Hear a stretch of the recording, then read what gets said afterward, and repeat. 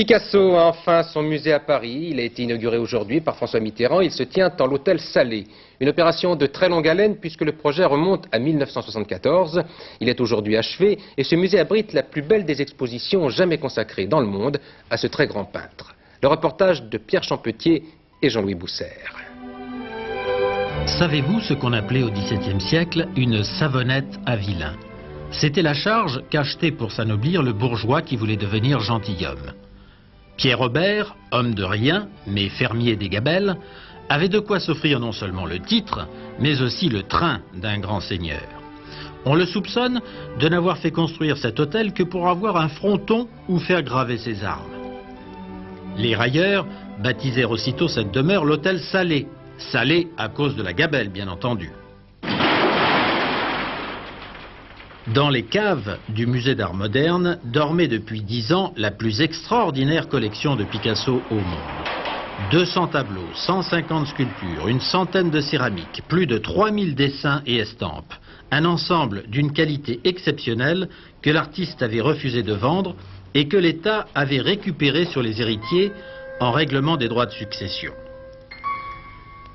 L'idée d'installer cette collection à l'hôtel Salé revient à Michel Guy, ancien secrétaire d'État à la culture. On aurait pu envisager pour Picasso un musée ultramoderne, on préféra cette demeure grand siècle. Pas seulement pour souligner l'hommage officiel ou par simple goût des contrastes, mais parce que ce cadre pouvait aider à rapprocher le grand public de l'artiste qui incarne à lui seul l'art du XXe siècle. Quelle destination meilleure pour une demeure comme l'hôtel Salé? C'est absolument évident que la rencontre, la démonstration est faite, la rencontre fonctionne. Et elle apporte, je crois, pour le public, une introduction à l'art moderne qui est soutenue par le passé. Je veux dire par là que le grand public qui n'est peut-être pas familiarisé avec l'art moderne, lorsqu'il arrive dans un musée comme le Musée national d'art moderne au Centre Pompidou, est un peu perdu parce qu'il y a une telle diversité de mouvements, des œuvres de qualité inégale puisqu'elles sont représentatives d'une chose beaucoup plus collective. Ici, il est dans une... je veux dire, il a l'épine dorsale du XXe siècle. On pressent que l'ouverture du musée Picasso est un événement culturel de première grandeur. Une chance unique de réduire enfin le décalage entre le goût du grand public et l'art d'aujourd'hui.